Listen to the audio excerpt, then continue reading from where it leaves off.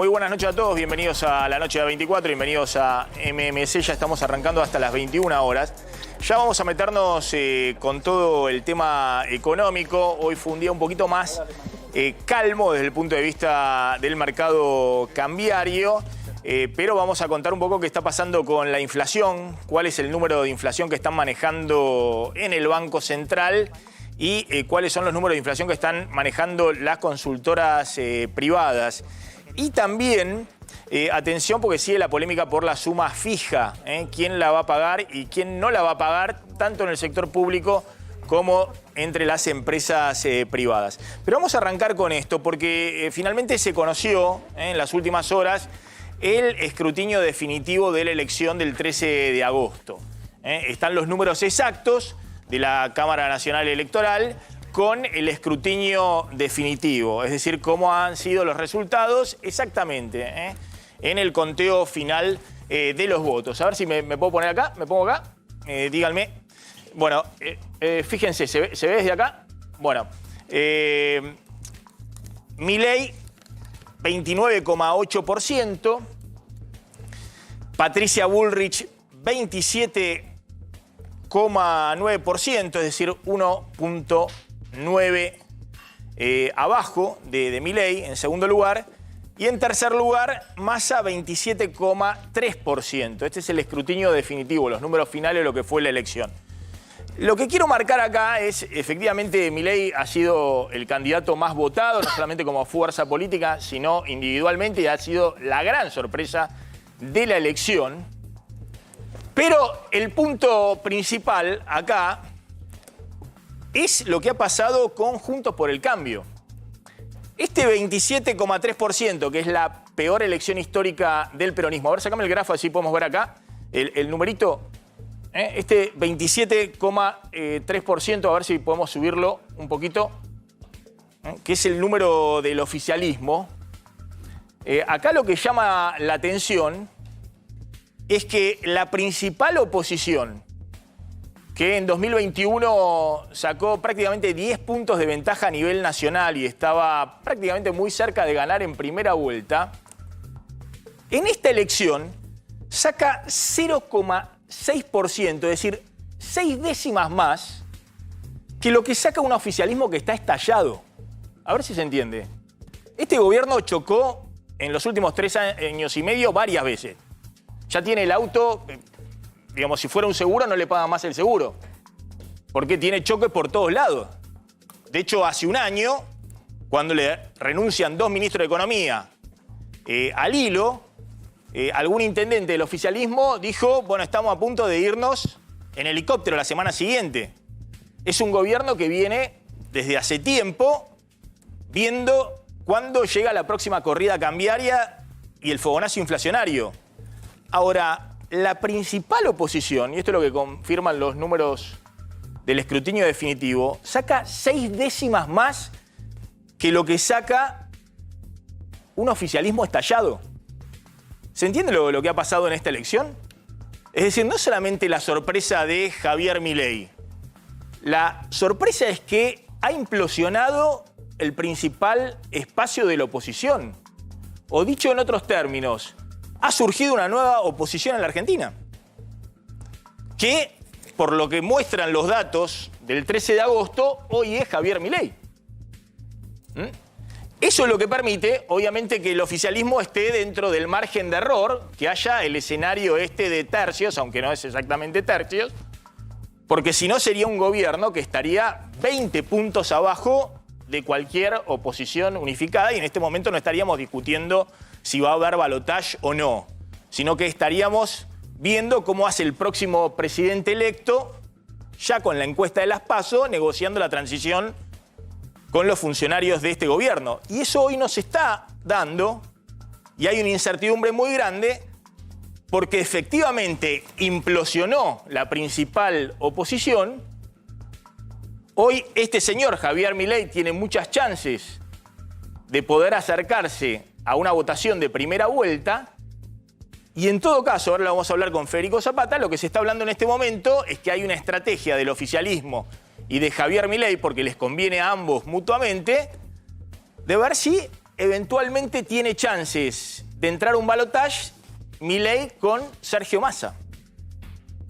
De hecho, no vamos a hablar de encuestas, porque las encuestas han fallado olímpicamente en 13 de agosto, en la última elección, pero todos coinciden, incluso dentro de Juntos por el Cambio, que hoy Patricia Bullrich necesita urgentemente reflotar su campaña y por eso aparece Carlos Melconian como el referente económico que hace 3 semanas no estaba en los papeles de Bullrich y sale a la cancha mañana presentado como el ministro de Economía de Bullrich si Patricia Bullrich llega eventualmente a la presidencia. Pero lo que estamos hablando es que el principal, lo que era hasta ahora el principal espacio de la oposición al kirchnerismo, que estuvo 3 años y medio peleándose por quién era el próximo presidente de la Argentina, en la disputa interna entre Macri, Larreta y Bullrich, implosionó. Sacó 6 décimas más que un gobierno estallado. Estallado. No es la sorpresa que el gobierno haya hecho la peor elección histórica del peronismo. La sorpresa es que Juntos por el Cambio, que se creían que era cuestión de empujar un poquito para ganar en primera vuelta, hoy están discutiendo si se quedan afuera de un balotaje. Y esa es la gran preocupación que hay en los equipos de campaña de Patricia Bullrich, por eso lo llaman de urgencia. A ver si lo vemos a Carlos Melconian con el salvavidas para ver si la pueden sacar a flote a Patricia Bullrich. Pero además, ¿por qué? Bueno, porque está claro que Milei viene con un impulso muy, muy grande y como muestran hoy todos los sondeos y como muestra también la especulación política más elemental, Milei va por los votos de Bullrich, porque todas sus señales apuntan a quitarle votos a Patricia Bullrich, porque tiene un electorado que en un sector se superpone. Es más, algunas consultoras lo que están detectando es que parte del votante de Larreta, y en una parte relevante, está yendo para la elección del 22 de octubre a Javier Milei. Y uno se pregunta, ¿cómo puede ser? Si Milei decía que era el gusano, el siniestro, ¿cómo puede ser que alguien que votó a Larreta ahora pueda ir a Javier Milei? Bueno, porque evidentemente lo está identificando como el opositor que le puede ganar al oficialismo. Lo sumo a Javier Calvo, y a ver si podemos mostrar ahí a Patricia Bullrich. Y la pregunta, ¿no? Si Carlos Melconian, que mañana va a ser presentado en sociedad, tiene chance de esto, ¿no? De tirarle el salvavidas a Patricia Bullrich para rescatarla del naufragio electoral. Javier. Sí, ese resultado final de Juntos por el Cambio además tiene un extra que hace que llame la atención ese mal resultado, que es que era la única fuerza que realmente tenía una primaria.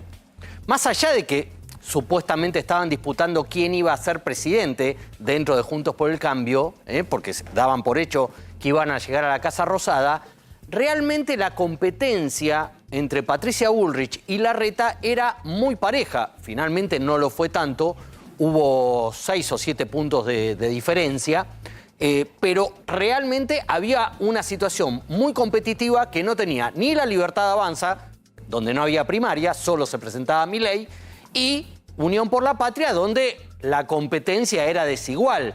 Era testimonial la presencia de Juan Grabois y el candidato principal de Unidad era Sergio Massa. Con lo cual esto agrava más todavía la mala performance, sobre todo además también teniendo en cuenta que en todas las provincias donde se desdobló la elección local, fue muy buena la elección de Juntos por el Cambio en lugares donde tradicionalmente no venía ganando y por eso se envalentonaron también respecto a la PASO.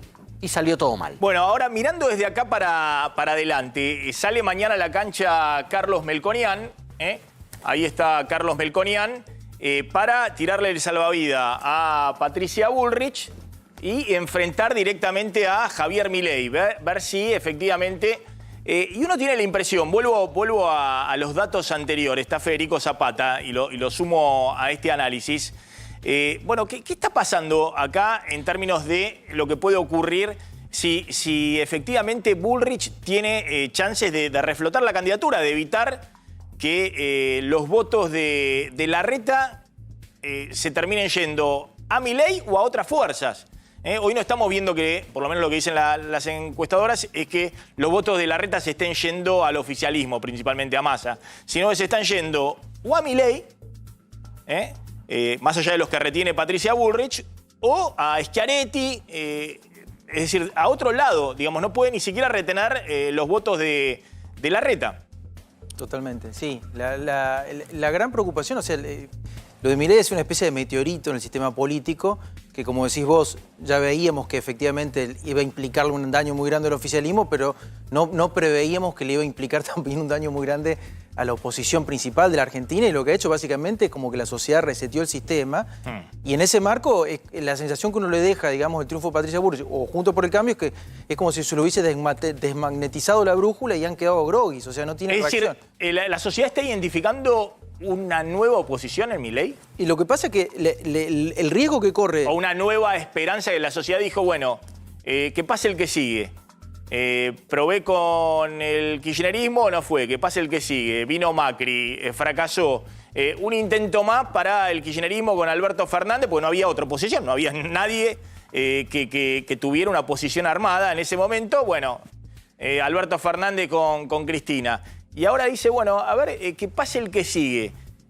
Bueno, y lo que siguen son o el propio oficialismo o una candidata que viene con un armado de un gobierno anterior que fracasó. Entonces dicen, bueno, vamos a probar con lo nuevo. ¿Cuál es lo nuevo? Milei, pero no tiene estructura. Está diciendo la dolarización y a los 3 minutos dice, no, dentro de un año, a largo plazo, el próximo gobierno.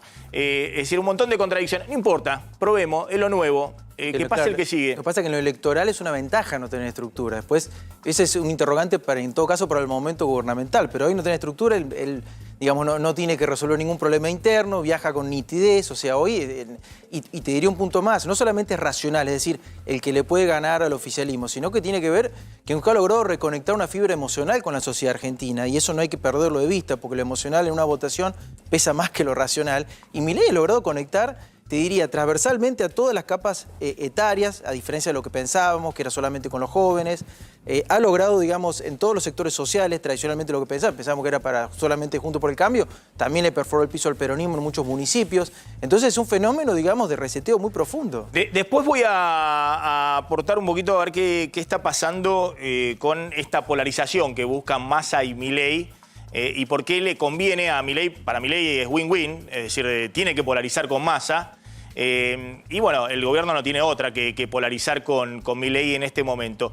Pero contame lo que va a ser la noticia mañana, que es la presentación de Carlos Melconian como el eventual ministro de Economía de Patricia Bullrich, después de la reunión que tuvo hoy Patricia Bullrich con el radicalismo, porque le tenía que explicar al radicalismo que le metía por la ventana a Carlos Melconian como el ministro de Economía de la coalición. Como superministro, Maxi, porque la verdad que una de las condiciones que puso Melconian el lunes cuando se reunió él con Patricia Bullrich, casi 3 horas, 2 horas y media largas, que estuvieron conversando los dos, fue: yo quiero manejar toda el área económica, incluido el Banco Central.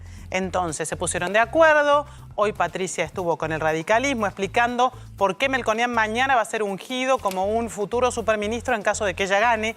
Pero fíjate además que buscó no solo la figura del Melconian economista que todos nosotros conocemos, que tiene mucha trayectoria y puede mostrar muchos números y puede refutar o no los argumentos de Milei en ese territorio, sino también alguien que tiene un discurso que genera mucha empatía, que entra con un léxico llano, futbolero, medio arrabalero, que todo el mundo lo entiende, por esta cuestión que decía Federico de la emocionalidad.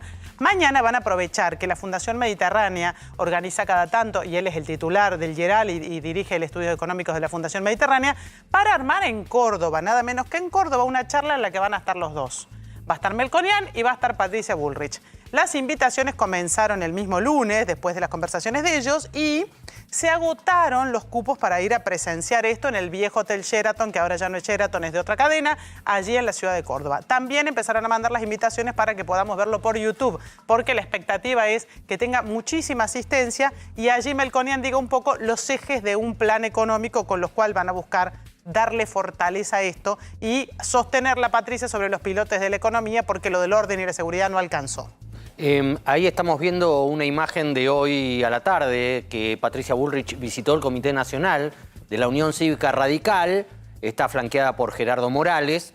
A la izquierda, a su izquierda está Luis Petri, el compañero de fórmula de Patricia Bullrich, que es radical, claro, pero no ocupa un cargo importante en la mesa de conducción. Está también Martín Lustó. ¿Por qué pusiste hoy Gustavo Bullrich Valdés con las palomas? Estas son las palomas. Estuvo claro, con las palomas porque, tratando de que puedan aceptar mañana la presencia de Melconian. Sí, básicamente, yo no sé si quiera las palomas. No, no las quiere. Pero necesita el voto de las palomas. Claro. Digamos, necesita ese voto radical que en su gran mayoría, supuestamente desde lo estructural, había cerrado filas con Horacio Rodríguez Larreta. Palomas, hablamos de Lustó, de Gerardo Morales. Gerardo Morales. Y de sí, Facundo Manes. Facundo Claro. Manes. Más Ahí paloma, está Gastón más paloma Manes. no se puede, digamos. Claro, ahí está Gastón Manes, que integra la mesa del Comité Nacional. Y entonces, claro, necesitaba hacerles esta visita de cortesía. Se demoró 2 semanas, casi 3, porque no había terminado en buenos términos por lo áspera que había sido la campaña electoral. Y también hoy, en otro gesto en busca de ese voto de Horacio Rodríguez Larreta, también se mostró por primera vez casi en 20 días con el derrotado candidato de Horacio Rodríguez Larreta en la PASO de la provincia de Buenos Aires, Diego Santilli, porque no está Patricia Bullrich en condiciones de desperdiciar ningún apoyo, ningún voto, ningún respaldo electoral que le pueda servir para el 22 de octubre. Bien, ahora vamos a hablar un poquito de qué está pasando con la suma fija, pero hoy sorprendió una declaración de Luis Barrionuevo sobre Javier Milei. Sí. Luis Barrionuevo, que obviamente menemista de la primera hora. Javier Milei hace una reivindicación de la década del 90, del menemismo. Sí. Pero bueno, sorprendió porque como que cruzó el charco, Javier. No, sí, lo tiene- porque hoy Barrionuevo hizo una declaración muy fuerte en la que dijo: Milei va a ganar en primera vuelta y sin chicotes. El pronóstico que hizo fue como que realmente el candidato de La Libertad Avanza estuviera ya a 10 puntos por arriba del segundo o arriba de del 40%. En la lectura de Barrionuevo, que aprovechó para recordar que dice que le recordaba esta situación política a cuando Menem le gana la interna Cafiero y el surgimiento de la figura de Carlos Menem con las diferencias del caso. Pero además, Maxi, esto lo tomaron desde La Libertad Avanza y Juan Napoli le dio la bienvenida a Barrionuevo a, quiero decirlo textualmente, al mundo de la luz, al universo de la luz. Bienvenido, le dijo con ironía, como diciendo nos apoya Barrionuevo también en la candidatura de Milei. Barrionuevo lo dijo, es una lectura que hacen muchos desde un peronismo que no simpatiza tanto con el gobierno actual, pues es el único sindicalista que no está tan alineado en apoyar la candidatura de Sergio Massa. Entonces también lo dice casi como una provocación, pero lo cierto es que hizo este pronóstico. ¿Qué significa sin chicotes? Sin vuelta, sin coditos en la ruta, sin un chicote, un codito. Pero no era una expresión que se usaba en los 90, que lo usaba... No recuerdo. Sí. Lo tenía más como una respecto a Menem, expresión más campestre. ¿no? Puede ser. Lo vamos Bien. a chequear. El punto que habrá que preguntarse es si es solo análisis político lo de Barrionuevo O expresión de deseo. o es el prólogo del salto que van a empezar a dar, que ya empezaron a dar Sectores del peronismo. en la política, Sectores del peronismo en para el armar empresariado, en el peronismo, al campeón o al posible campeón. Yo creo más en esa primera sospecha que es, acá ya empiezan a pegar el volantazo algunos que obviamente no están cerca del gobierno. Barrionuevo es muy opuesto sobre todo al kirchnerismo.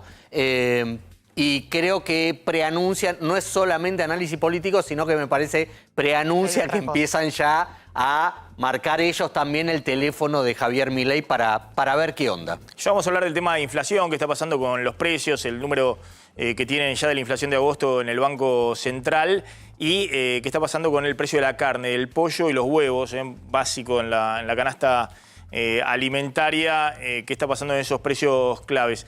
Pero, bueno, ahí está, ¿no? ya me lo anticiparon, pero el número que tiene el Banco Central de inflación en agosto les dio 11%. Ahora vamos a contar en un ratito por qué está bajo del número de inflación que tienen algunas consultoras privadas como EcoGo. Acá está Sebastián Menescaldi, nos va a decir un ratito el número, hacen relevamientos también semestrales. Pero quiero poner de nuevo sobre la mesa y viendo los números del escrutinio definitivo, ¿por qué Milei está tan empecinado en polarizar con Massa? ¿Por qué le sirve polarizar con Massa, con el gobierno? Y mientras Patricia Bullrich no redefina su estrategia, toda polarización con Massa lo transforma a él en el principal opositor, como dijiste vos. Por lo tanto, Juntos por el Cambio se le produce un efecto colador que se le van a ir perdiendo votos por abajo. Entonces, lo que está haciendo Milei básicamente es destruir el piso de Juntos por el Cambio y aumentar su techo. Entonces, todo el tiempo va a buscar, obviamente, ponerse él como, digamos, en la mejor herramienta para la sociedad para derrotar al kirchnerismo y al gobierno. Él va a buscar eso, básicamente. Obviamente que en paralelo... Él está buscando crecer sobre los votos de Bullrich. Exacto. Él va a ir a seguir perfilando en el piso porque sabe que es la forma que tiene de ganar en primera vuelta. Y para eso necesita estar todo el tiempo confrontando con el ministro de Economía, con el gobierno, con el candidato oficialista. Transformarse en el gran opositor, digamos, sacarle Juntos por el Cambio el rótulo. Como ustedes son a partir de ahora, son el lado B de la oposición, el lado A soy yo. Es un poco lo que quiere hacer. Y bueno, obviamente...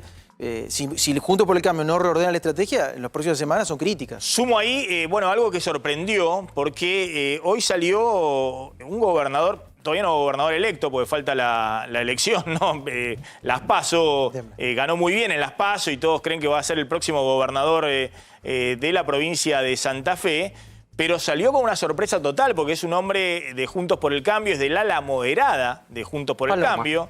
Ha sido ministro de Seguridad del socialismo en Santa Fe, y salió a apoyar a Milei. Claro, uno tiende a pensar que son gobernadores o son candidatos a gobernadores que van en provincia donde Milei salió primero, ¿no? Lo mismo pasa en Córdoba, pero también pasó en Santa Fe. Javier. Sí, ayer estuvo Patricia Bullrich de recorrida por Rosario, y estuvo acompañada por Maxi Puyaro, el radical que ganó ampliamente la PASO, incluso a la candidata de Patricia Bullrich, que era Carolina Lozada, y obviamente Puyaro hace campaña por Bullrich. Pero en una entrevista le preguntaron, obviamente dijo, no, yo apoyo a Bullrich, para mí él va a ser presidenta, la mejor presidenta, y le plantearon el escenario de un balotaje Milei-Massa, ¿a quién elegiría? Véanlo y escúchenlo. Voy a tener una buena relación institucional. ¿Dice Javier Milei? Bueno, siento que más de lo que lo perjudicó el kirchnerismo a la provincia de Santa Fe no lo va a poder hacer, mirá. O sea, ¿prefiere que gane, en el caso de Javier Milei, antes que Sergio Massa? Prefiero que gane Bullrich. Bueno, sí. Pero si no tendría otra alternativa, si Bullrich no entraría al balotaje, siempre entiendo y creo que la peor alternativa para la provincia de Santa Fe es un gobierno nacional que ha saqueado nuestra provincia. Clarísimo. Va a votar a Milei en vez de a Massa si hay un balotaje entre estos dos polos que justamente parecen atraerse para tratar de ir al balotaje. No cayó muy bien en Patricia Bullrich, que ve que a veces los astros no se le alinean para 4 horas. Ella había estado con Puyaro en la provincia de Santa Fe y me decían, ¿hace falta que Puyaro diga estas cosas al día siguiente? Bueno, otra mala noticia para... Le pregunto a Federico Zapata si efectivamente Milei, porque claro, Juntos por el Cambio ha construido todos los últimos 3 años en base a la oposición a Cristina. Cristina está guardada. Ahora vamos a hablar. ¿Cuándo aparece Cristina? No sé si ahí tenemos la frase de Moyano hijo, que ha salido a decir desesperadamente alguien tiene que hablar. Y le ha pedido, no habla la vicepresidenta, no habla el presidente, dice no habla nadie, no reaccionan, después no lloren. Esa es la frase de Pablo Moyano. No hay reacción, no veo hablar la vicepresidenta, después no lloremos. La pregunta es si efectivamente, esto que había construido Juntos por el Cambio, que es más que la propuesta, es la oposición al kirchnerismo, finalmente se termina quedando con ese espacio Javier Milei. Lo que pasa es que el clivaje de la casta se comió el clivaje de la grieta. Entonces lo que ha hecho Miguel muy hábilmente es decir, bueno, yo voy contra toda la casta en el epicentro de la casta de los últimos 20 años, el epicentro nuclear es el kirchnerismo, pero Juntos por el Cambio, digamos, ha sido parte de estos últimos 10 años de no crecimiento, de inflación, de no resolución de los grandes problemas, o sea, son toda la casta. Y bueno, y él fue contra eso exitosamente. Por supuesto que en un balotaje, eventualmente, si tuviera un balotaje, va a profundizar lo del antikirchnerismo, pero en principio va contra todos. A ver, está hablando Kicillof, hablando de la casta, está hablando Kicillof. Buenos Aires, 40% de descuento. En cadena de supermercado también hay un descuento del 20%. Para los adolescentes y los mayores de 60 años hay un descuento muy interesante que lo venimos haciendo, que es el 100% de descuento en las compras en comercios que acepten QR. Esto tiene un tope de 2.000 pesos por mes, pero es 100% de descuento. Las compras hasta 2.000 pesos se reintegra completamente. Así que son políticas que llevamos adelante, más los descuentos por el mes aniversario del banco, que es el mes de septiembre. Así que hay un descuento especial del 40% en diferentes comercios. Todo esto aparece en la página y lo vamos a difundir ahora. Pero lo menciono puntualmente porque hubo un cambio también en la política de descuentos que hacía el banco y en la política de descuentos en general. Estamos acostumbrados que los descuentos sea algo de las grandes cadenas y las grandes cadenas con los bancos privados muchas veces. Entonces se concurre a un comercio que pertenece a una gran cadena y entonces o la cadena o a través del banco se logra un descuento. Lo que hemos cambiado completamente, lo hemos invertido y tiene que ver también con la democratización de las finanzas y con la llegada de los instrumentos del crédito y bancarios a toda la provincia de Buenos Aires. Si nosotros hubiéramos hecho, como eso se hizo en alguna otra ocasión, un importante descuento en grandes supermercados, en los pueblos de la provincia de Buenos Aires, en los 135 municipios, no hubiéramos llegado. Y los usuarios del banco, los que tienen la cuenta, no lo hubieran podido hacer porque muchas veces hay uno o a veces ningún gran supermercado al que acceder. Entonces lo que empieza siendo una política de beneficio, termina siendo una política de concentración. Porque solo... A ver, le pregunto a Federico Zapata, uno tiene la impresión de que Kicillof está anunciando algo que es para el bolsillo en la provincia de Buenos Aires y demás, que además esto viene hace tiempo y cada vez que se anuncia explota, digamos, los comercios, porque son descuentos muy, muy agresivos del Banco Provincia y funcionan muy bien. Funcionaban con el anterior gobierno, funcionaban con este gobierno, todos se encontraron ahí una beta porque la verdad que la gente cuando ve que hay un descuento fuerte y orienta por precio, va y consume y explota cada vez que eso ocurre. Ahora, ¿Kicillof también es percibido como parte de la casta o está tratando de desengancharse de la discusión nacional? Y de alguna manera, porque ha hecho una elección, sacó 36 puntos finalmente Kicillof en la provincia de Buenos Aires. Una elección que si la llegara a repetir el 22 de octubre le alcanza para ser reelecto gobernador. Claro, lo que pasa es que presupone esa elección que vamos a seguir una elección de tercios. Si alguno de los competidores, el que sea, Milei, por ejemplo, se trepa de los 37 y 40 puntos, eso por el efecto de arrastre en la provincia, salvo que el gobernador y los intendentes trabajen una especie de boleta on demand, empieza a ser un problema. Vos decís que el gobierno necesita obviamente entrar al balotaje con Milei, con Massa. Pero necesita también que no se le desinfle mucho Patricia Bullrich. Y que no se, claro. Porque si se desinfla mucho Patricia Bullrich, crece mucho Milei y está el riesgo de que Milei gane en primera vuelta. Han creado un Frankenstein. Y está el riesgo de que Kicillof no pueda ganar la provincia de Buenos Aires. Exacto, exacto. ¿Y ganaría Carolina Píparo? Y digo, en una situación, en un escenario como ese, no lo podemos descartar. Nosotros tuvimos en agosto una cantidad de corte de boleta en los municipios que nadie lo preveía. Porque todos dijimos, bueno, en agosto normalmente los intendentes se cuidan, lo hacen en octubre. Sí. Bueno, si lo tuvimos en agosto y en una situación como esta, no quiero imaginarme lo que va a hacer en octubre, digamos. Entonces, digamos, hay muchos que por debajo, como el peronismo no tomó la agenda, la nueva agenda de la situación que pedía el país de reforma estructural, etcétera, y la tomó finalmente alguien por afuera, digamos, alguien le hizo menemismo por afuera al peronismo. Hay muchos intendentes muy pícaros y gobernadores que armaron esas boletas, que las sostuvieron y que las fiscalizaron. Entonces acá hay un problema, digamos, si el tipo se les va muy arriba del tercio y empieza a ser un problema también. Claro, atención porque lo que vos decís, todos los que se separaron en las provincias, más allá de casta, no casta y demás, ganaron. Sí. Ganaron. No tuvieron el vendaval Milei. Correcto. La provincia de Buenos Aires va con la elección nacional.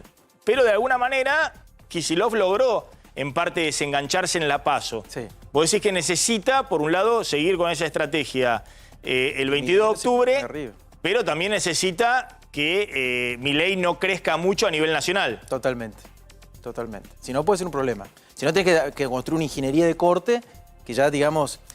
¿Ya está en marcha o no? Seguramente, pero es complejo, digo. Ya volvemos, porque atención que está pasando con los precios de la carne. Decíamos que el Banco Central tiene una estimación de inflación para agosto del 11%. Hace una medición paralela.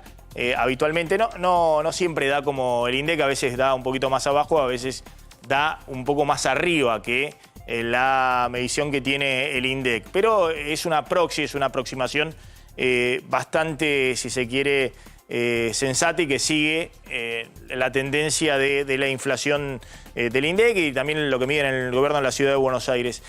Ustedes, Sebastián, en EcoGo, ¿cuánto les dio la inflación en agosto? Nosotros, si bien nos falta cerrar toda esta semana, cerraremos mañana pasado, la inflación que estamos esperando es del 11,6%, o sea, es similar, si querés, muy en línea con esto que tiene el Banco Central. Bastante en línea con lo que tiene el Banco Central. O sea, es con los alimentos creciendo 13% en el mes, con un gran impulso, sobre todo en las 2 semanas después de la devaluación, con subas semanales de casi 5% y 6% cada una. Todavía nos falta ver qué pasó esta semana, pero bueno, que generaron un impacto muy fuerte en los precios y una suba de los alimentos del 13%. Bueno, claro, hubo una aceleración inflacionaria muy fuerte en la primera semana posterior a la devaluación y se aplacó un poco en la última semana, ¿no? En la cuarta semana. Sí, las 2 primeras semanas, porque acordate que la primera semana hubo mucha incertidumbre y hubo muchos precios que directamente no aparecían, no había oferta.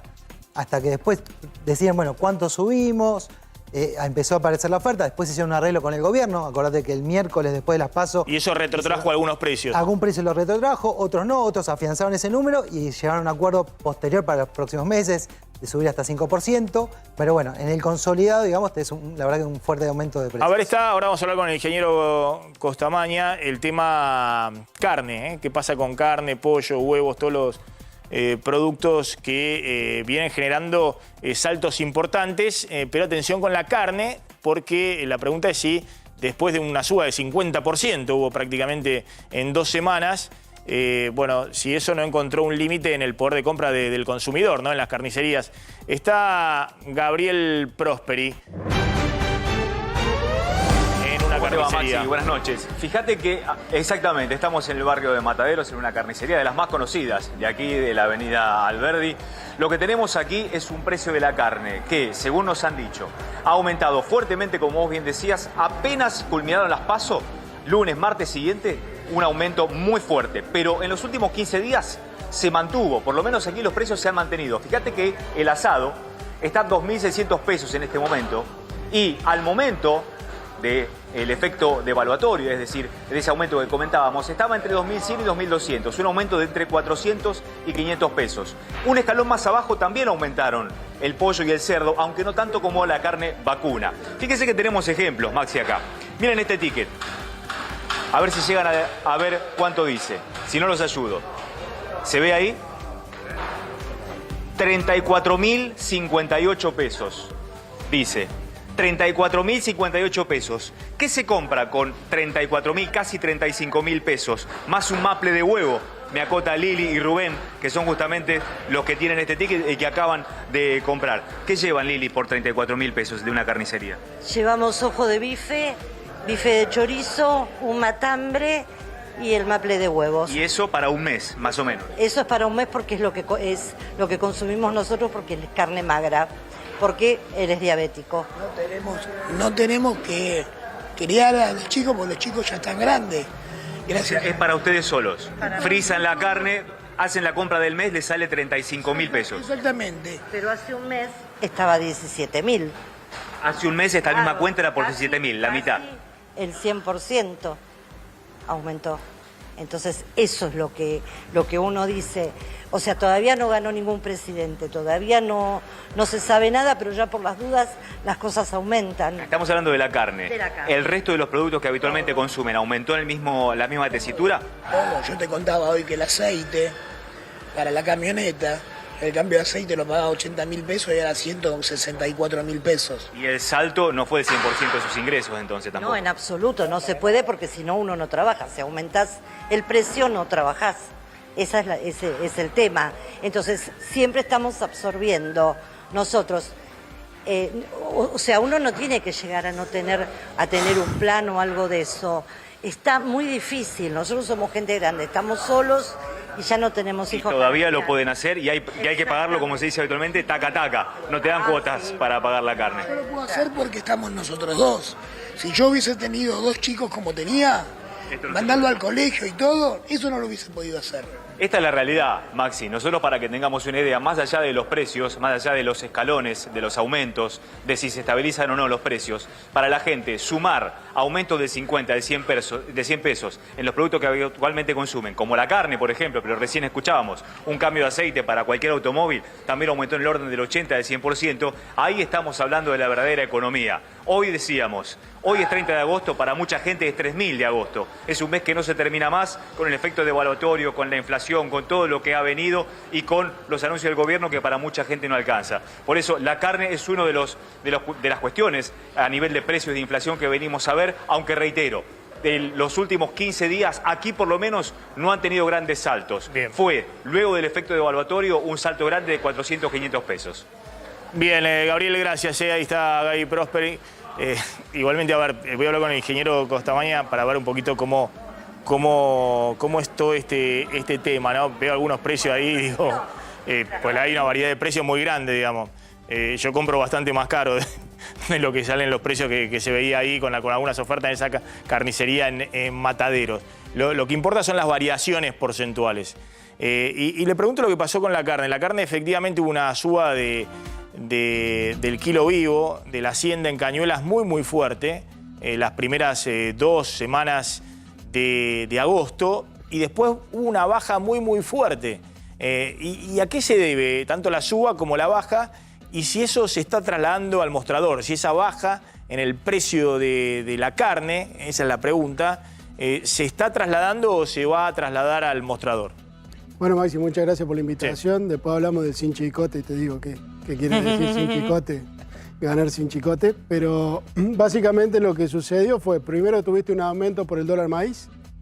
Eso fue fin de julio, anticipado. El dólar maíz arrancaba el 1 de agosto. Sí. Eso ya fue una recomposición del 25-30%. Con la devaluación del lunes postelectoral hubo otro 30%, por eso recién la placa decía 60%. Y hoy tenemos un retroceso alrededor del 20%, o sea que en el ganado en pie. Cuando multiplicamos ganado en pie, para llevar todos los números, para que la gente multiplique su casa, el corte de carne es por 4. Estábamos en 500 pesos el ganado en pie, por 4, 2.000. Fuimos a 650, fuimos a 850 y ahora estamos en 750.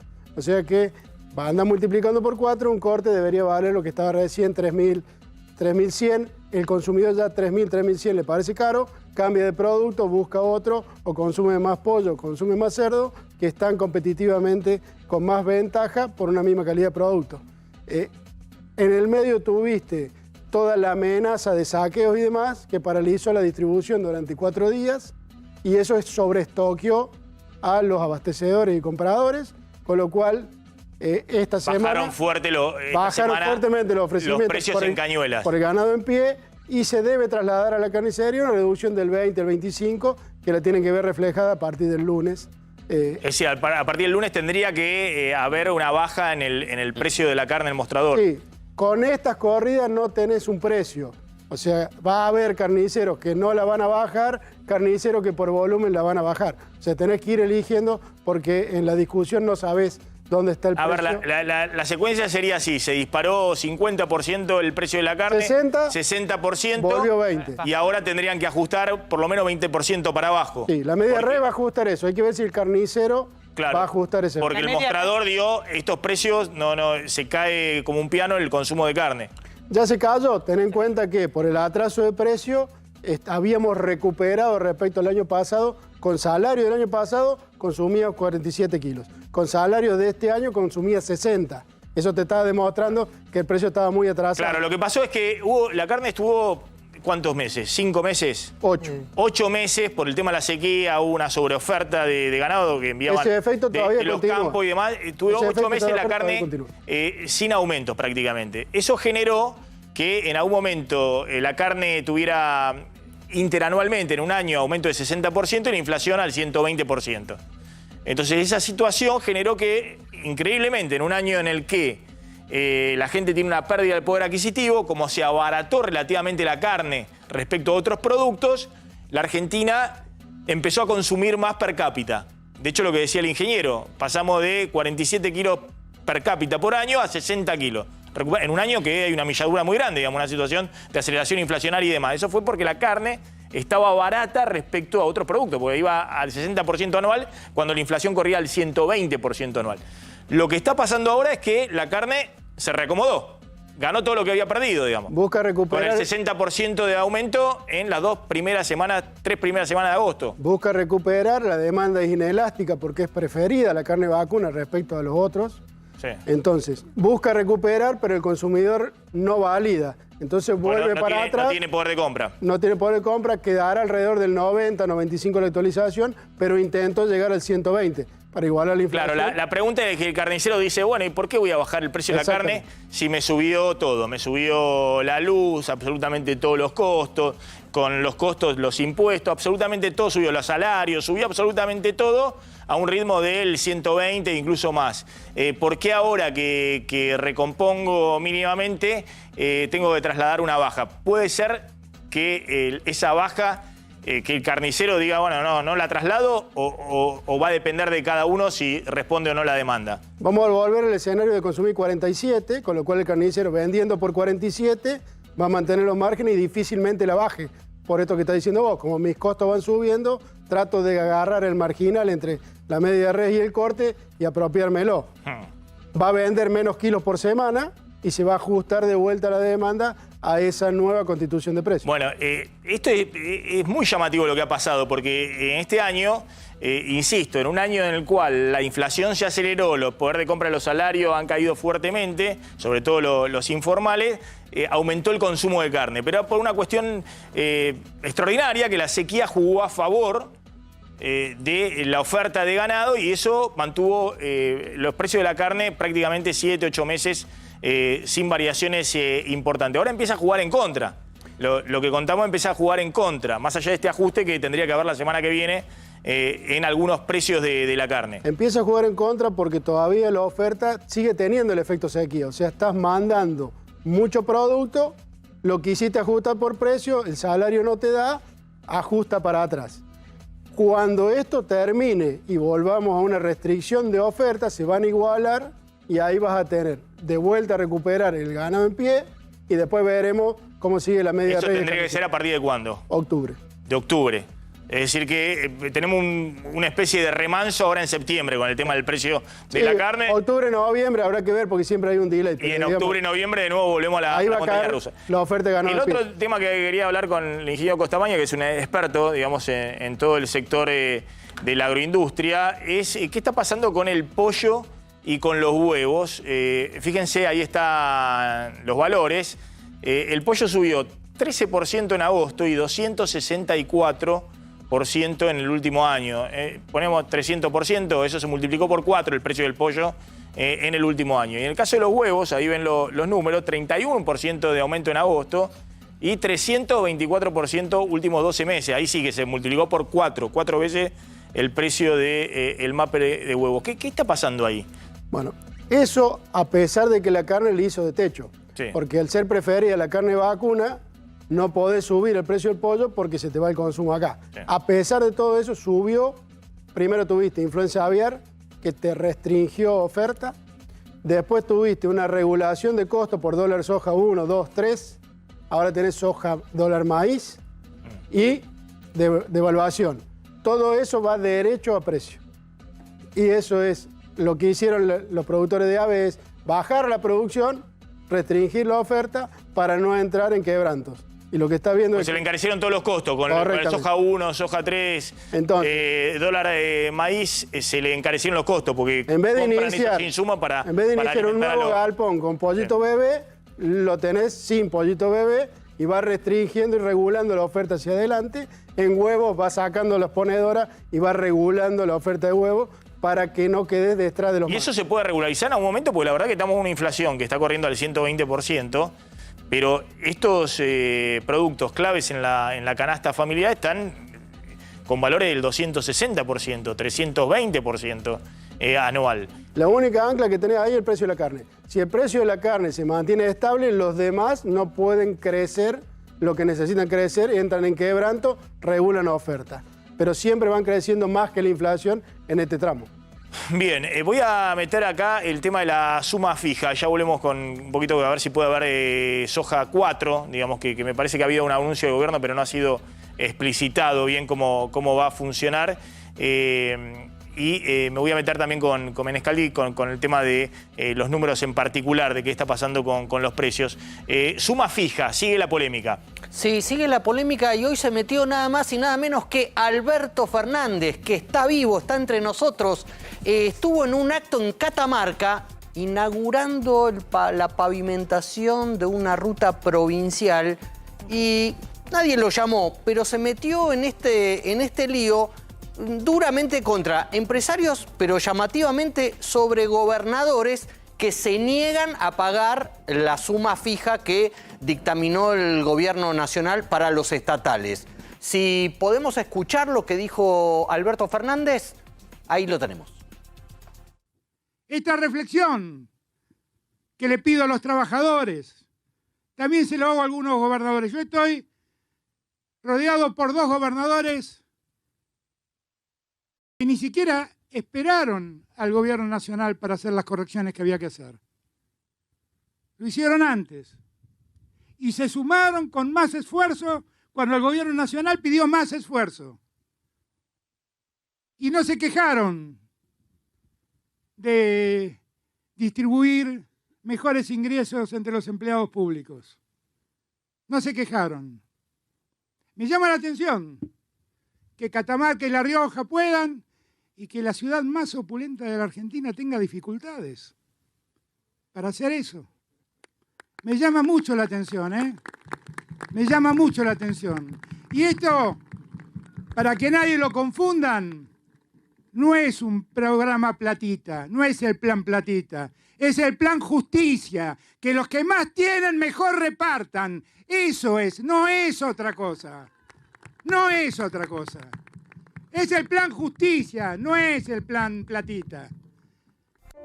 Sí, porque además planteó, no es solamente contra la ciudad de Buenos Aires, como está claro que lo dijo, sino contra otras provincias que dice, yo les di todo lo que pude a las provincias.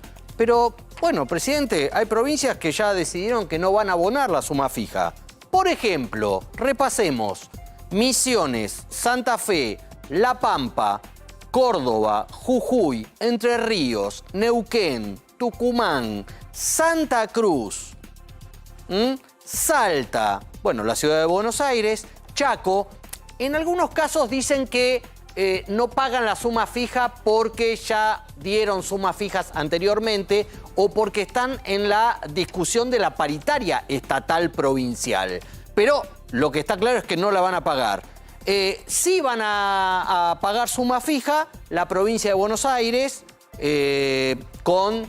también en discusión paritaria. Entonces lo que va a hacer no es sumarle a la discusión paritaria el extra de la suma fija, sino si por la paritaria hay empleados del Estado de la provincia de Buenos Aires que quedan por debajo de la suma fija, le van a dar ese plus de lo que le falta para completar la suma fija. No gasten los 30.000 pesos a cuenta porque no los van a tener en medio de la discusión paritaria. Además de provincia de Buenos Aires, Catamarca, como marcó el presidente, Mendoza, La Rioja, Río Negro, Santiago del Estero, que va a dar un bono de 400.000 pesos hasta fin de año, contamos ayer.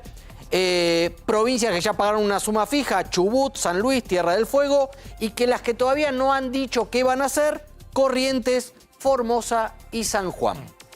Claramente el tema de suma fija, bonos, recomposición, todo por única vez, ¿no? Y a cuenta de paritarias es inexorable, más allá de que obviamente el gobierno está en una situación en la cual tiene que tratar de recomponer la situación electoral, cualquier gobierno en esta situación donde la inflación después de una devaluación se acelera de esta manera, tiene que tratar de instrumentar algún tipo de recomposición. Esto es evidente. Lo que pasa es que es una frazada corta porque la forma de recomponer esto, sobre todo lo que paga el Estado Nacional, no lo que pagan las empresas, porque las empresas lo pagan con su propio flujo de ingresos, de pesos. Todo lo que paga el Estado Nacional se paga con emisión monetaria porque no hay otra fuente de financiamiento.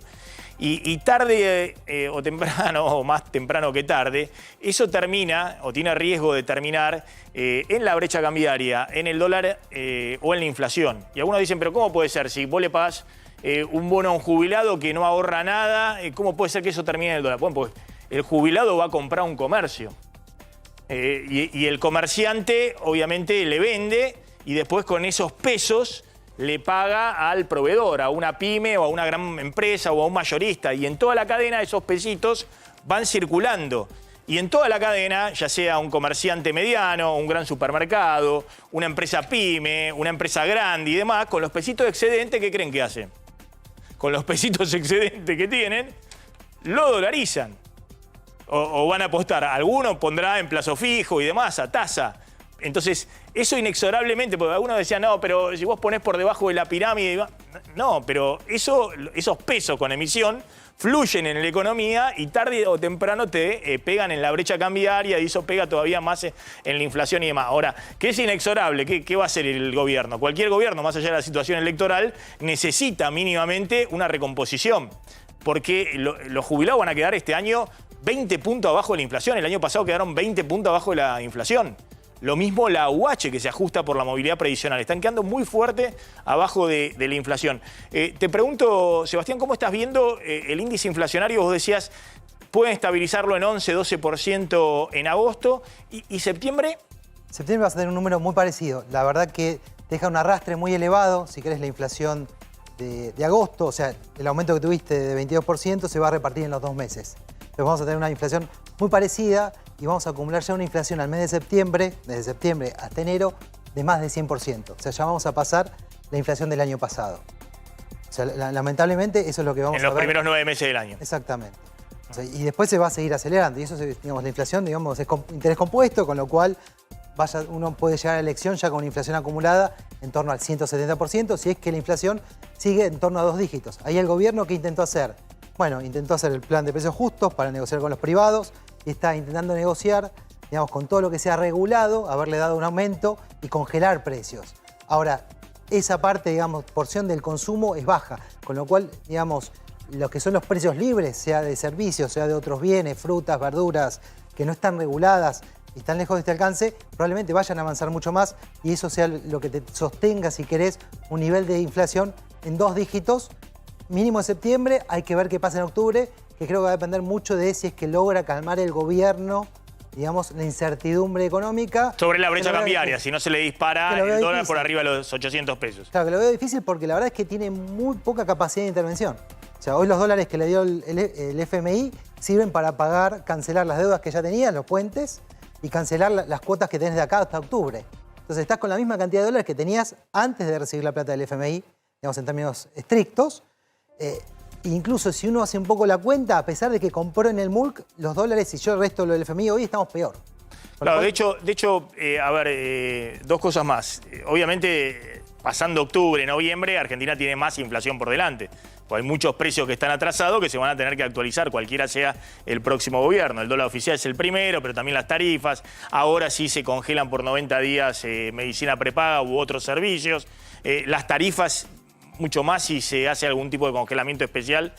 Los combustibles, que hay un congelamiento hasta el 31 de octubre. Claramente lo que necesita esta economía para poder estabilizar es dólares. Lo mismo que para crecer o para poder dar algún tipo de mejora en el ingreso real.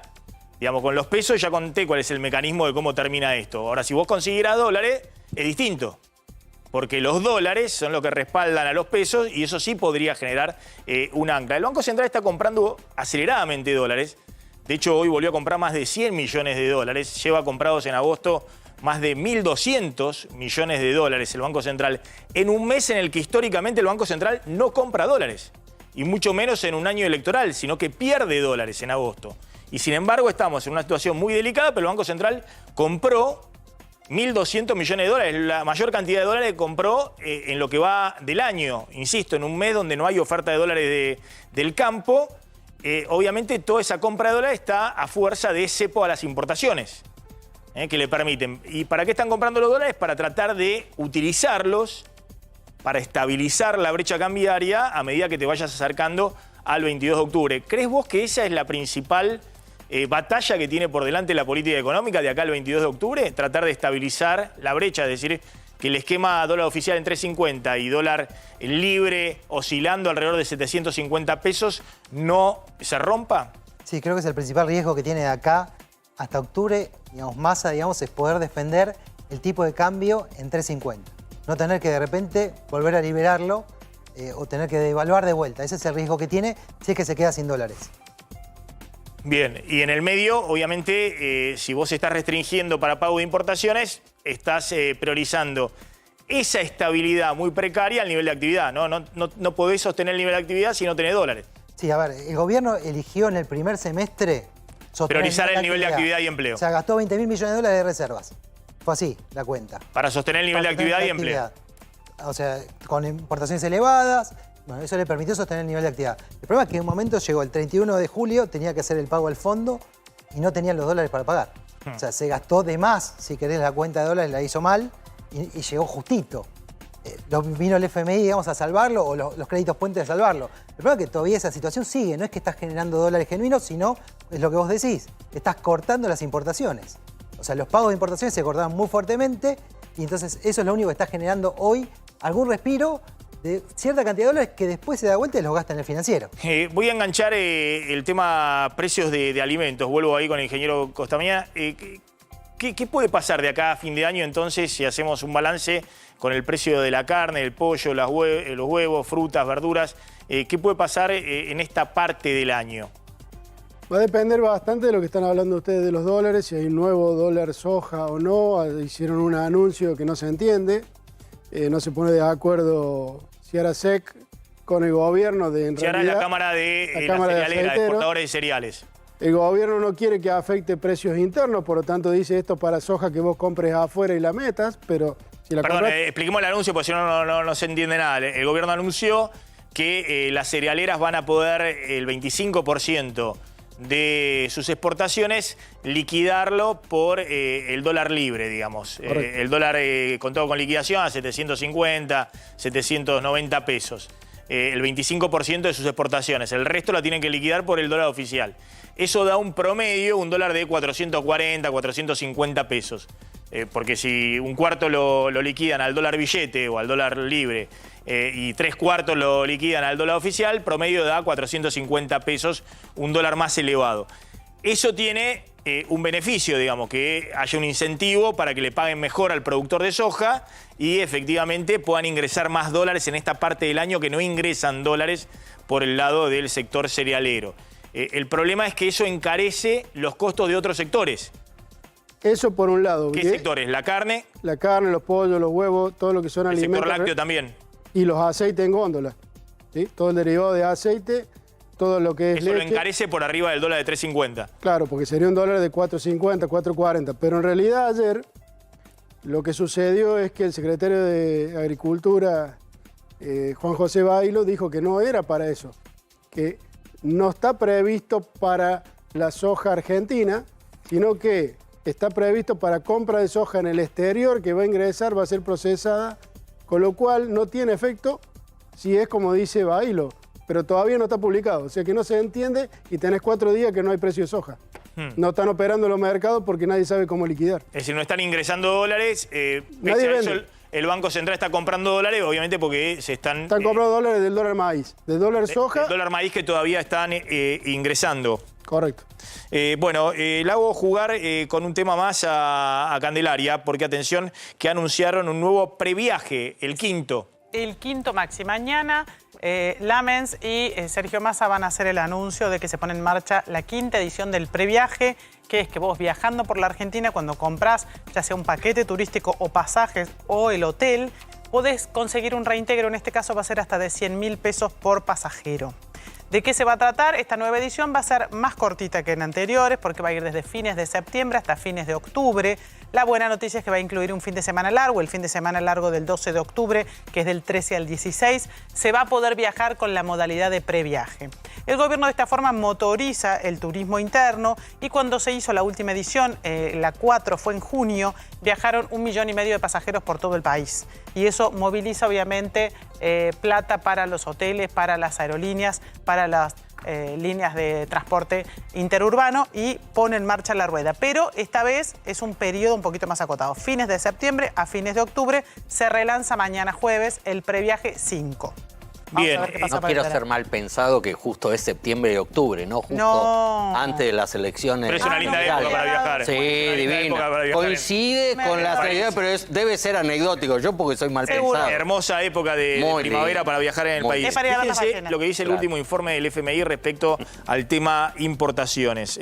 Dice textualmente, dado el gran sobreendeudamiento de importaciones y los precarios niveles de reservas del Banco Central, ahora serán necesarios grandes esfuerzos para racionalizar las importaciones y asegurar una reducción gradual y ordenada del financiamiento de las importaciones a niveles normales.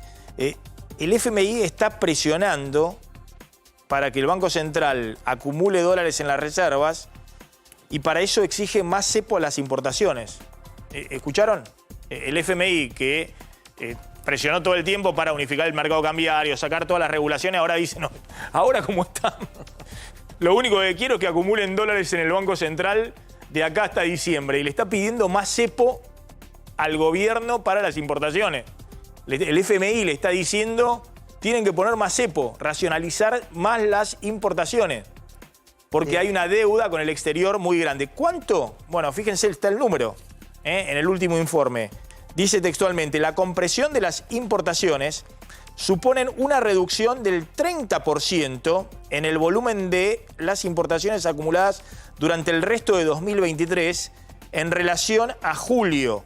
Es decir, el FMI está reclamando que haya un cepo total a las importaciones para que caigan 30% respecto al nivel de julio. Las importaciones venían cayendo al 6% hasta junio y al 10% los primeros 7 meses del año. Ahora el FMI quiere una caída adicional del 30% respecto al nivel de julio. Esto significa un cierre total del cepo y obviamente un ajuste muy grande del nivel de actividad. Yo me imagino que el gobierno está tratando de maniobrar mínimamente porque si vos haces un ajuste semejante al nivel de actividad, tenés un problema muy grande desde el punto de vista del empleo. Sí, a ver, lo que le pidió el FMI particularmente le está pidiendo que acumule reservas por 9.000 millones de dólares, que sería el equivalente al 30% de las importaciones de lo que queda del año. Ahora, esas 9.000 millones de dólares son aproximadamente 1,5 puntos del nivel de actividad y eso se va a reflejar probablemente en caída del empleo y particularmente quizás lo que se vaya a reflejar va a ser en cierres de plantas, suspensiones, por falta, digamos, de insumos para poder trabajar. Esa es una opción. La otra opción sería que cada empresa decida endeudarse en dólares a pagar de acá a 180 días. Bueno, yo creo que el gobierno está buscando alternativas porque si no es un ajuste del nivel de actividad muy grande y aparte tiene un impacto en el nivel de actividad en el empleo y en los precios. Entonces el gobierno está buscando desesperadamente alternativas. Una es, por ejemplo, los 600 millones de dólares que va a financiar Brasil con una ingeniería compleja de garantía de yuanes y demás para poder mantener importaciones desde Brasil, sobre todo para las automotrices, que necesitan sostener un mercado automotor donde hay una demanda que excede fuertemente a la oferta de autos que hay hoy en la Argentina. Y la otra es el segundo tramo de yuanes.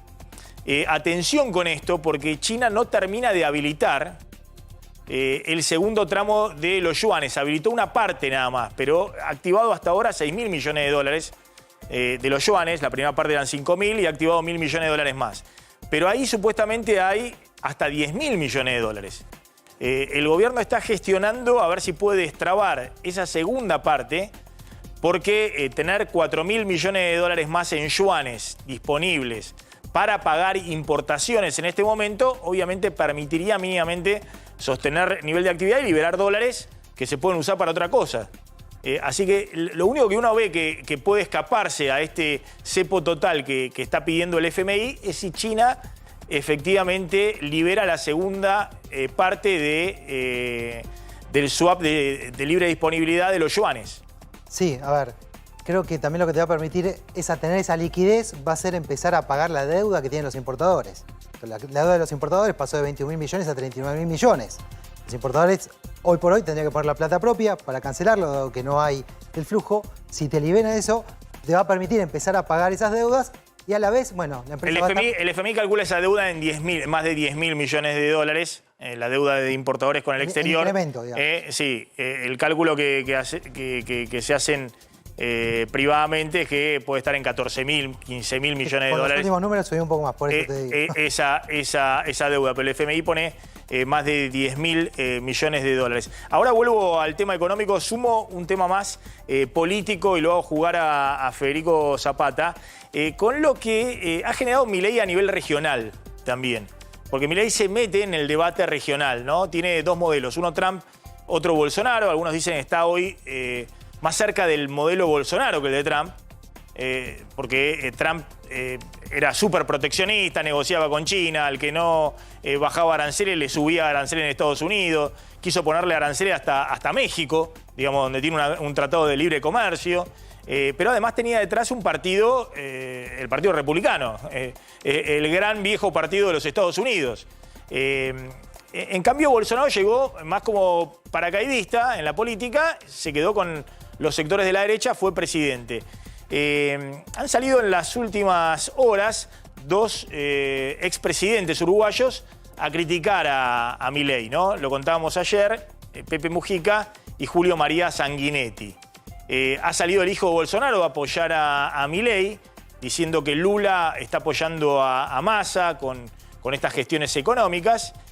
Y se ha metido también el presidente de Colombia en la discusión por Javier Milei. Sí, porque Milei le dio una entrevista a una cadena colombiana y entonces al presidente colombiano, Gustavo Petro, para quien no le suena, es un presidente que militó en las FARC de Colombia, en las Fuerzas Armadas Revolucionarias de ese país que asolaron Colombia durante varias décadas y se retiró de la lucha armada hace muchos años. Hágame un favor, saquemos la foto de Hitler. No hace falta, digamos, poner una foto de Hitler para... Exacto, no hace falta, digamos, todos sabemos quién fue Hitler y me parece que también hay un exabrupto, puede correr por Petro y demás, pero saquémosla, digamos, de pantalla.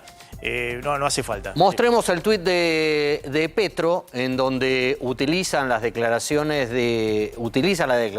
de Milei, hablando básicamente de que según el tuit de la cadena colombiana, abre un textual de Milei en esa entrevista de Milei diciendo que es en el fondo un socialista, es una basura, es excremento humano, dijo Javier Milei en Nocturna RCN, que es la cadena colombiana, y justamente Petro, que se considera de izquierda, es de izquierda, dijo que, bueno, en el tuit que veíamos recién, que, bueno, que Milei, eso que acababa de decir, lo decía Hitler. Lo cual abre otra vez la grieta, ahí sí, en América Latina, entre quienes van a respaldar a Milei y quienes lo van a combatir por este tipo de posturas extremistas, sobre todo hacia cierto sector de lo llamado la patria grande en América Latina, sobre todo en Sudamérica, que va a ser muy crítico de acá al 22 de octubre con el candidato libertario. Sí, más allá de lo que diga Petro, que es un hombre de izquierda, efectivamente, lo mismo que Boric en Chile, son presidentes democráticos porque ganaron por los votos populares, no hay dictadura ni en Colombia ni en Chile. Sí la hay en Venezuela, pero no en Colombia ni en Chile. Y Milei va a tener que medir un poco sus declaraciones respecto a el que piensa distinto dentro del sistema democrático, ¿no? Porque obviamente todos los países de la región donde hay democracias muy fortalecidas, tienen una diversidad de visiones. Están los liberales del establishment, están los liberales más libertarios, anarquistas, no sé qué, es decir, medio estrambóticos, como se ha planteado Milei, pero bueno, es parte de la democracia. Están los de centro, están los de izquierda, están los del Frente de Izquierda, los del socialismo socialdemócrata. Son diversas visiones en las pluralidades que significan las democracias occidentales, a diferencia de los regímenes autocráticos o totalitarios. Y obviamente nadie llama al que piensa distinto excremento humano. Yo entiendo que eso le suma a Milei porque cataliza la bronca de la gente, pero obviamente también hay que tener cuidado, porque en la democracia la gente se cansa y vota, así como hoy te sube el pulgar, dentro de 2 años te lo baja, y le ha pasado a todos los políticos argentinos, que siguen teniendo su grupo de fanáticos, pero después no pueden caminar en la calle. Entonces, me parece que a la convivencia y a mostrar, y sobre todo, los ideales del liberalismo, que yo creo que ahí son fundamentales, no solamente económico, sino político, de la democracia occidental, de la República, donde el que piensa distinto es cualquier cosa, y una persona equivocada, una persona con la cual uno no coincide, alguien que tiene ideas erróneas que no le hacen bien a un país, lo que fuera, pero me parece que esas frases empiezan a chocar. No se las escuché en su momento a Trump. Bueno, Bolsonaro ha dicho todo tipo de barbaridades, pero bueno, no sé, me parece que eso que puede sonar como eslogan y parece, bueno, qué sé yo, dice, bueno, las cosas que así le salen. Ojo que cuando te acercás al poder tenés que, y cuando tenés mucha gente que te sigue, tenés que tener un discurso democrático, que es la base de la democracia occidental. Porque si no te vas a los regímenes totalitarios. De izquierda o de derecha no importa. Ha habido regímenes totalitarios terribles, de derecha, de izquierda, pero en la democracia, al que piensa distinto, no es un enemigo, es un adversario. Ni siquiera quiero comparar con otros que han construido también, porque estamos hablando de salir de los códigos básicos de la democracia. Me tengo que ir a una tanda, simplemente. Por eso no lo quería encuadrar. Me parece que todas estas cosas, desde el punto de vista electoral, a Milei le suman, digamos, que lo critique un presidente de izquierda o se meta en la discusión internacional, ¿o no es así? Milei está peinado por la época, entonces tiene como un efecto teflón. Le podés tirar cualquier cosa y hoy le patina. Trump decía una cosa que era que él, si en la elección que ganó se hubiese parado en el Central Park con una matralleta, ganaba igual. Bueno, esa es un poco la situación en la que hoy está Milei en el sistema político. Veremos las próximas semanas cómo se ordena el juego. No, atención, rápidamente. Ojo que acaba de salir el decreto de necesidad de urgencia. Es un decreto en acuerdo de todos los ministros con la suma fija. Exactamente, Maxi. ¿Por qué? Porque el viernes, pasado mañana, 1 de septiembre, ya se tiene que pagar con esta suma fija como una adicional, tal como lo anunció el ministro Sergio Massa. ¿Qué dice el decreto? Dice básicamente, ahí lo tenemos en pantalla, dice básicamente la suma fija va a ser para trabajadores privados y estatales en el orden nacional que cobren menos de 400.000 pesos y se va a pagar 30.000 el viernes o a partir del viernes los siguientes 5 días hábiles cuando se pague el salario de agosto y 30.000 los primeros días de octubre. También regula ahí el tema de empleados de personal de casas particulares que van a cobrar 25.000, 12.500 a partir del viernes y 12.500 el mes siguiente. Estos son los refuerzos previstos en el DNU.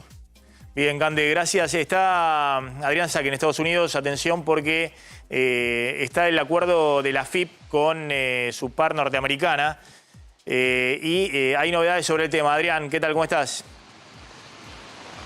Hola, ¿qué tal? Buenos días. Buenas tardes, quiero decir. Estamos muy perdidos con el tema de la cola del huracán que estamos viviendo acá, el huracán Idalia, ¿no? Pero bueno, hay otro tipo de huracán que va a ser el de datos que se esperan en la Argentina, porque ya tuvo dictamen de mayoría en la comisión de la Cámara de Diputados del Congreso de Argentina.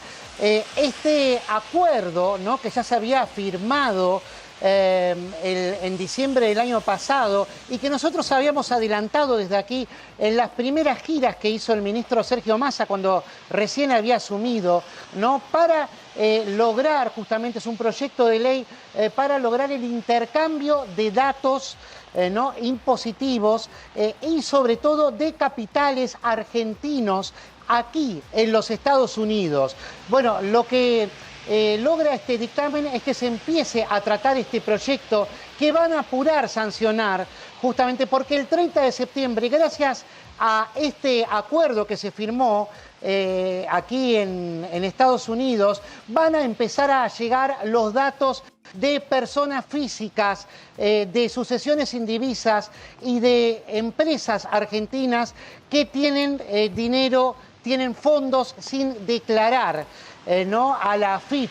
Entonces, la IRS, que es la AFIP de aquí de Estados Unidos, la idea es que bueno, ya empiece a partir del 30 de septiembre en un proceso que dura cerca de 9 meses, justamente pase todos estos datos, pero que ya lo antes posible, si logran sancionar esta ley, empiecen a ingresar hasta $1.000 millones de capital argentino a la Argentina. De alguna manera sería repatriarlos, ¿no? Esa es la idea o el sueño, por lo menos, del gobierno. Pero la idea es hacer una política de Estado para que esta base imponible de $90.000 millones, bueno, justamente pueda ser grabada. Adrián Sack, gracias, muy amable. Adrián Sack de Estados Unidos. Nos estamos retirando. Aclara el ingeniero Costamaña, que es bien del campo. Cuando Barrionuevo dice Milei va a ganar sin chicote, era una frase típica de Menem. Es una frase típica de decir que gana sin esfuerzo, porque no tiene que exigir el caballo con el chicote. Es rebenquearlo, darle con el rebenque. Es darle con el rebenque la fruta para ayudar a que tenga más exigencia el caballo. Y eso decía Menem cada vez que ganaba una elección. Porque siempre estaba holgado, entonces siempre llegaba tranquilo a la meta. Tranquilo, entonces bueno, dice Barrionuevo que Milei va a ganar en primera vuelta sin chicote. Está refiriéndose a eso. Gracias, Costamaña, gracias, Menescaldi, Federico. Gracias, Cande, y muchos éxitos en los programas acá de América, de La Señal. Muchas gracias. Gracias, Javier Calvo. Se están quedando con Esteban Trebuch en el aire de A24. Nos reencontramos mañana. Chau.